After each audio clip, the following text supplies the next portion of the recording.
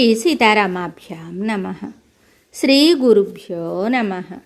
శ్రీమద్ వాల్మీకి రామాయణము అయోధ్యాకాండము 82వ సర్గము. శ్రీరాముని అయోధ్యకు కొనివచ్చుటకై భరతుడు తన నిర్ణయమును నిండు సభలో ప్రకటించుట, ఆయన ఆదేశము ప్రకారము సచివులు ప్రయాణ సన్నాహములు గావించుట, పూర్ణచంద్రుడు గురుశుక్రాది గ్రహములతో కూడిన రాత్రి వలె ప్రజ్ఞాశాలి అయిన భరతుడు పూజ్యులైన వశిష్ఠాది మహామహులతో కూడి నియమ నిబంధనలతో విలసిల్లుచున్న ఆ సభను చూశాడు. అచ్చటి పెద్దలందరూ తమ తమ అర్హతలను అనుసరించి ఆయా ఆసనములను అలంకరించి ఉన్నారు. వారి వస్త్ర శోభలతో అంగరాగముల కాంతులతో ఆ సభ చక్కగా తేజరిల్లుతూ ఉంది. వర్షాకాలము ముగిసిన తరువాత శరదృతువునందు పూర్ణచంద్రుని శోభలతో విరాజిల్లెడి రాత్రి వలె విద్వాంసులతో నిండి కలకల్లాడుచున్న ఆ సభ దర్శనీయముగా ఉంది. ధర్మవేత్తయు రాజపురోహితుడు అగు వశిష్ఠుడు సభలోని అమాత్యులు మొదలగు వారిని అందరినీ సమగ్రంగా కలయిచూసి భరతునితోటి ఇల్లు మృదు వచనములను పలికాడు.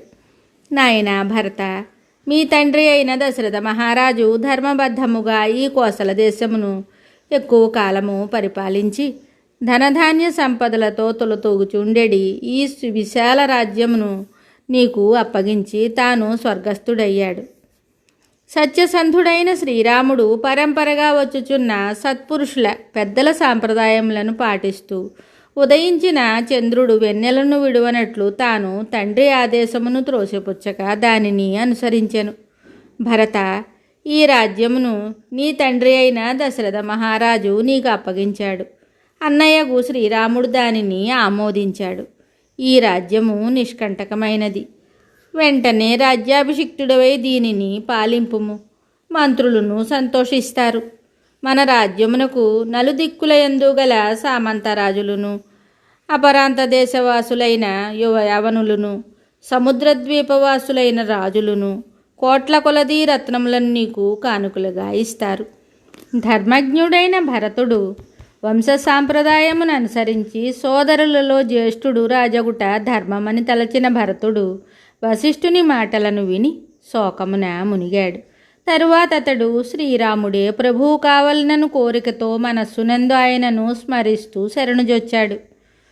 యువకుడైన భరతుడు సభామధ్యమున కన్నీరు కారుస్తూ అవ్యక్త మధుర స్వరంతో విలపిస్తూ పురోహితుని మాటకు ఊకొట్టలేక వినమ్రుడై ఇలా పలుకుతున్నాడు. ఓ గురువర్య, శ్రీరాముడు బ్రహ్మచర్య నిష్ఠాగరిష్ఠుడు, సకల విద్యలలో ఆరితేరినవాడు, ఎల్లప్పుడూ ధర్మమును ఆచరించుటయందే నిరతుడు. అట్టి ప్రజ్ఞాశాలి అయిన శ్రీరాముని రాజ్యమును పొందుటకు నా వంటి వాడు ఎట్లు అర్హుడగును? ఓ మహాముని, దశరథ మహారాజు యొక్క కుమారుడెవ్వడైనను జ్యేష్ఠుని రాజ్యమును ఎట్లు అపహరింపగలడు? ఈ రాజ్యము శ్రీరామునిది, నేనును ఆయన వాడనే కనుక ఈ విషయమును మనస్సునందు ఉంచుకొని ఈ నిండు సభలో ధర్మమునకు భంగము వాటిల్లకుండా మీరు పలుకుట యుక్తము కదా. శ్రీరాముడు వయసులో నాకంటే పెద్దవాడు, అంతేకాదు అతడు గుణముల చేతను శ్రేష్ఠుడు. సూర్యవంశజుడైన దిలీపుని వలె మహాపురుషుడు, చంద్రవంశము వాడైన నహుషుని వలె ఉదాత్తుడు. కనుక ఈ రాజ్యమును పాలించుటకు దశరథ మహారాజు వలె అతడే అర్హుడు. శ్రీరాముని రాజ్యమును నేను స్వీకరించుట ఒక మహాపచారము. ఈ అకృత్యమునకు నేను ఒడిగట్టినచో అది నన్ను నరకమున పడవేయును. అంతేకాదు అప్పుడు నేను ఇక్ష్వాకు వంశమునకే తీరని కళంకమును తెచ్చినవాడనవుతాను. నీచుడు మాత్రమే ఇట్టి పాపమునకు ఒడిగట్టును. నా తల్లి చేసిన ఈ మహాపాపకృత్యాన్ని నేను ఎన్నటికి అంగీకరించను. కారడవులలోనున్న మహాత్ముడైన ఆ శ్రీరామ ప్రభువునకు నేను ఇక్కడి నుండియే ప్రణమిల్లుచున్నాను. నేను శ్రీరామునే అనుసరిస్తాను. నరోత్తముడైన ఆ శ్రీరాముడే ఈ రాజ్యమునకు రాజు. అంతేకాదు అతడు ముల్లోకములకును ప్రభువు కాదగినవాడు. అంతటా సభలోనున్న వారందరూ భరతుడు పలికిన ధర్మబద్ధములైన మాటలను విని ఆనందాశ్రువులు రాల్చారు. వారు శ్రీరాముని అందే లగ్న మనస్కులయ్యారు. అంతట భరతుడు సభాసదులతో మరలా ఇలా చెప్తున్నాడు. పూజ్యుడైన శ్రీరాముని వనముల నుండి అయోధ్యకు మరలింపజాలనిచో ధర్మనిరతుడైన లక్ష్మణుని వలె నేనును అన్నను సేవిస్తూ అక్కడనే ఉంటాను. ఈ సభలో ఆసీనులయ్యున్న మీరు సద్గుణ సంపన్నులు, సాధువర్తనులు. అట్టి మీరందరూ నాతో కూడి వనములకు రండి. ఆ మహానుభావుని తీసుకుని వచ్చుటకై మీ సమక్షమునని అన్ని విధములుగా ప్రయత్నిస్తాను. మార్గములను సరిచేయుటకును, రక్షణ కార్యములను చూచుటకును అర్హులైన స్వచ్ఛంద జానపద కార్మికులు అందరూ ఇంతకు ముందే పంపబడ్డారు. నేనును శ్రీరాముని కడకు వెళ్ళుటకే ఇష్టపడుతున్నాను. ధర్మాత్ముడును సోదర ప్రేమ కలవాడును అయిన భరతుడు సదస్యులతో ఇట్లు పలికిన తరువాత తన సమీపముననే ఉన్న రాజ్యతంత్రములలో ఆరితేరిన సుమంత్రునితోటి ఇలా చెప్తున్నాడు. ఓ సుమంత్ర, మీరు వెంటనే ఇక్కడి నుండి బయలుదేరండి. అందరూ వనయాత్రకు సిద్ధము కావలెను అని నా ఆజ్ఞగా తెలుపుడు. చతురంగ బలములను సిద్ధపరచండి. మహానుభావుడైన భరతుడు సుమంత్రునితో ఇట్లు చెప్పగా అందుకు అతడు సంతసించిన వాడై భరతుని ఆదేశానుసారము అందరికీ ప్రియమైన ఆ ఆజ్ఞను వెంటనే ప్రకటించాడు. శ్రీరామచంద్రుని తిరిగి అయోధ్యకు తీసుకుని వచ్చుటకై భరతుడు వెళుతున్నాడు. సైన్యం కూడా ఆయన వెంట వెళ్ళుటకు ఆజ్ఞలు ఇయ్యబడ్డాయి అను సమాచారము విని ప్రజలను సేనాపతులను ఎంతో సంతోషించారు. భరతుడు ఆదేశించిన వనయాత్ర విషయమును ఎరిగి ప్రతి గృహమునందును వీరనారీమణులు అందరూ ఎంతో సంతోషించిన వారై తమ భర్తలను ప్రయాణమునకై తొందరపెట్టసాగారు.